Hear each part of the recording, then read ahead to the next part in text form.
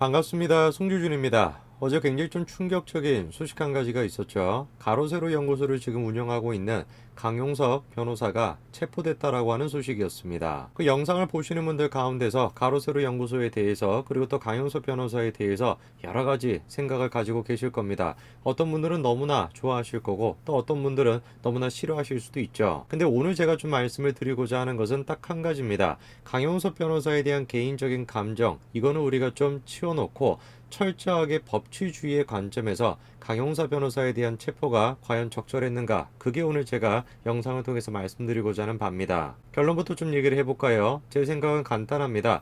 강용사 변호사에 대한 체포는 부당했고 잘못됐다라고 저는 생각을 합니다. 물론 지금까지 여러 가지 이야기가 나와 있습니다. 경찰 쪽의 입장은 다음과 같죠. 강용석 변호사에게 계속해가지고 몇 차례 출석을 하라고 얘기했음에도 불구하고 출석에 응하지 않았기 때문에 영장을 발부받아가지고 체포한 것이다. 이게 이제 경찰의 입장입니다. 분명히 경찰이 몇 차례에 걸쳐가지고 출석해라고 얘기했음에도 불구하고 출석하지 않고 결국에 그래가지고 영장까지 발부가 됐다라고 한다면 그거에 대한 체포는 우리가 뭐라고 할 말이 없겠죠. 그러나 분명히 뭐라고 할 만한 부분이 있습니다. 체포에 불응했다. 그게 지금 포인트가 아니라 강용석 변호사에게 적용된 죄 그 자체가 적절한가? 그게 포인트입니다. 현재 지금 강용석 변호사에게 적용돼 있는 혐의가 무엇입니까? 문재인 대통령에 대한 명예훼손 혐의로 체포가 됐다라는 것이거든요. 대통령에 대한 명예훼손죄 이게 지금 성립이 되는 것 그것 자체가 일단 문제인 것입니다. 세상 천지 21세기 선진국 가운데서 대통령에 대해 가지고 명예훼손죄가 성립이 되는 경우가 어디 있겠습니까 도대체. 심지어 이 점에 대해서 문재인 대통령조차도 후보 시절에 뭐라고 강조를 했었습니까? 분명히 자기가 뭐라고 했습니까? 대통령이 된다면은 납득할 수 없는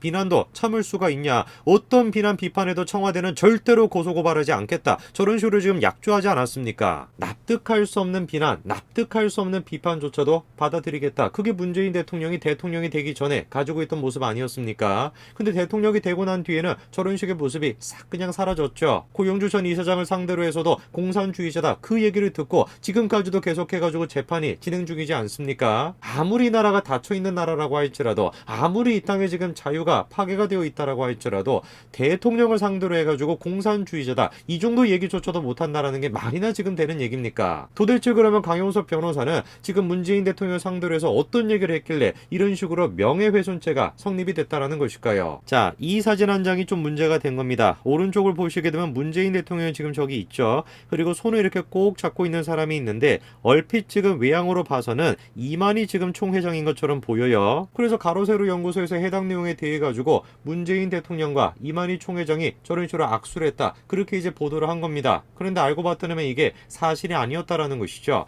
해당 내용에 대해서 청와대가 다음과 같이 해명을 했었습니다. 일부 커뮤니티와 유튜브 채널에 신천지 이만희 총회장과 문재인 대통령이 후보 시절 찍은 사진이라고 하는 주장은 사실이 아니라는 것이에요. 만약에 정말로 가로세로 연구소가 저런 식으로 보도를 하고 난 뒤에 해당 보도에 대해 가지고 청와대 측에서 해명을 했음에도 불구하고 아무 대응이 없다. 그렇다라고 하면 진짜 문제가 될 수도 있겠죠. 그런데 이미 해당 내용에 대해 가지고 가로세로 연구소 측에서 어떤 식으로 얘기를 했었습니까? 해당 영상을 올렸던 당시에 즉각적으로 정정 및 사과 방송을 했다라는 것이에요. 그러면은 다 된 것이죠. 저런 식으로 뭔가 보도를 했다가 잘못된 부분이 있으면은 사과 방송을 하고 정정 보도를 하면 그러면 끝나면 되는 거 아니겠습니까? 주류 언론 같은 경우도 마찬가지인 것이에요. 숱하게 실수를 하고 숱하게 정정 보도를 냅니다. 아무리 언론이라고 할지라도 아무리 거대 언론사라고 할지라도 실수가 발생할 수밖에 없는 것인데 하물며 유튜브 채널 같은 경우는 당연히 실수가 있을 수밖에 없죠. 그런데 저런 식으로 정정 보도를 하고 사과까지 했음에도 불구하고 저거에 대해서 더불어민주당은 어떤 식으로 반응을 했습니까? 해당 내용에 대해 가지고 더불어민주당은 강 변호사를 고발 조치를 했습니다. 이게 뭐죠 도대체? 문재인 대통령 후보 시절에 청와대가 그런 식으로 납득할 수 없는 비판, 납득할 수 없는 비난에 대해서도 용납을 하겠다라고 얘기하지 않았습니까?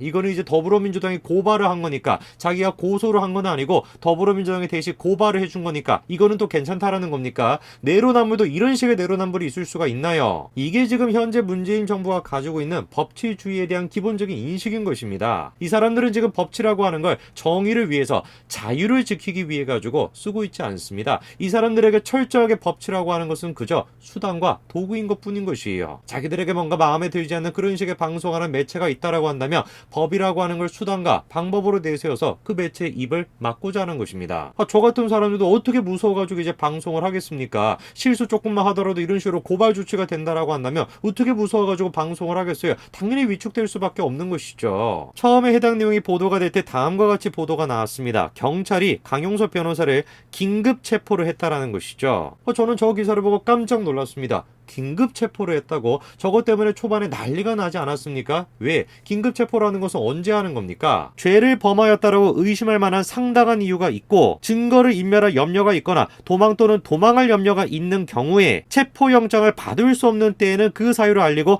영장 없이 피의자를 체포할 수 있다. 이게 바로 긴급 체포거든요. 아무리 근데 생각을 해보더라도 이게 지금 그런 식으로 긴급 체포를 할 만큼 심각한 문제인지 뭐 대통령에 대한 명예훼손이라고 하는 것이 그리고 강용석 변호사라는 것이 증거 인멸을 한다? 그것도 말이 안 되는 거 아니겠습니까? 도주의 염려? 그것도 말이 안 되는 것이고 영장 없이 어떻게 저런 식으로 긴급 체포를 할 수 있냐? 뒤집어졌었습니다. 그런데 알고 봤더니만 경찰 쪽에서 관련돼 가지고 해명을 내놨죠. 강용석을 체포한 명백한 이유가 있다라는 거예요. 즉 강 변호사에게 출석 요구를 했으나 응하지 않아 가지고 체포영장에 의해 체포한 것이라는 겁니다. 해당 혐의 조사를 위해 진술을 듣고자 체포한 것이라는 거죠. 그러나 이렇다 그래서 우리가 강용석 변호사를 체포한 명백한 이유가 있다라고 얘기할 수 있을까요? 그렇지 않습니다. 왜? 강용석 변호사에 대한 기본적인 혐의 자체가 지금 말이 안 되는 혐의이기 때문에 그렇습니다. 조사를 받았냐 안 받았냐 그게 중요한 것이 아니라 이런 식의 혐의 자체가 적용되는 거 그거 자체가 근본적으로 지금 말이 안 된다라는 것이에요. 이런 식의 지금 멘탈리티를 가지고 있는 법치라고 하는 것을 그저 자신에 대한 정적의 입을 막기 위한 수단으로 쓰겠다라는 멘탈리티를 가지고 있는 문재인 정부 그리고 더불어민주당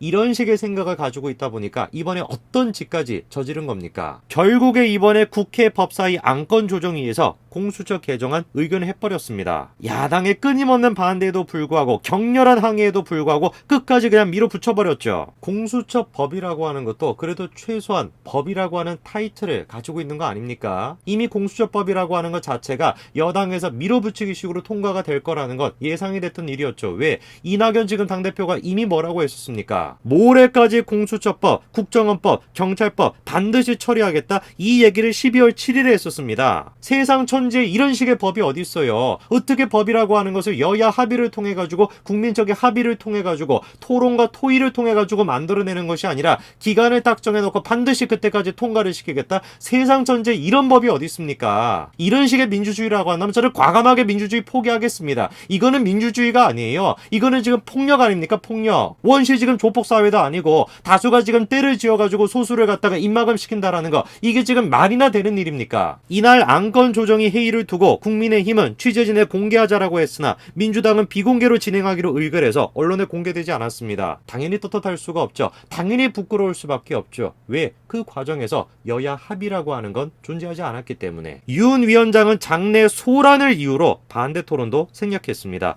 국민의힘 전주의 의원이 손을 들고 반대 토론 의사를 밝혔지만 윤 위원장은 뭐라고 했습니까?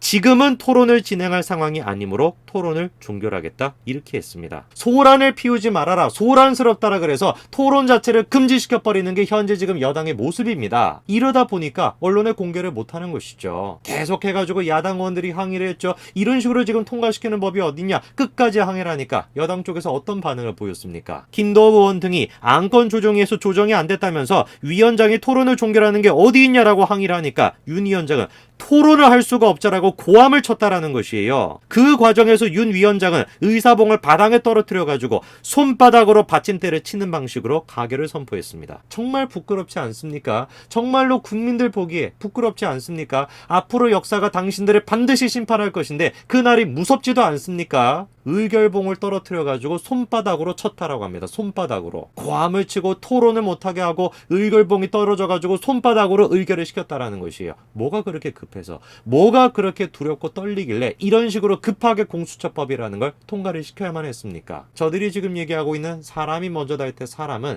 일반 사람을 뜻하지 않습니다. 저들이 얘기하는 사람은 자신들을 끝까지 어떤 순간이 됐든지 간에 지지하는 40%의 그 극렬 지지자만을 지금 얘기하고 있습니다. 반드시 저들은 무너질 겁니다. 다수석을 차지했다라고 해서 그 자신감을 가지고 검언 유착이라고 하는 것을 만들어내고자 했고, 옵티머스가 됐건 라임이 됐건 수많은 어떤 사건들을 만들어내고자 했지만 결국에는 다 실패했죠. 정말로 두려운 날이고 정말로 무서운 날입니다만, 끝까지 우리가 이 나라를 위해서 기도하고 이 지금 사건과 관련돼 가지고 무기력함에 빠져 가지고 관심을 안 갖는 것이 아니라, 모든 한 명의 한 명의 국민들이 공수처라고 하는 것이 어떤 식으로 앞으로 통과가 되고 어떤 식으로 만들어지는지 반드시 우리가 철저하게 살펴봐야 될 것입니다. 국민이 지금 가져야 되는 것은 딱 한 가지, 이 지금 추악스러운 무리들의 행태를 끝까지 파악하고 관심을 갖는 것입니다. 오늘까지 말씀드리겠습니다. 감사합니다.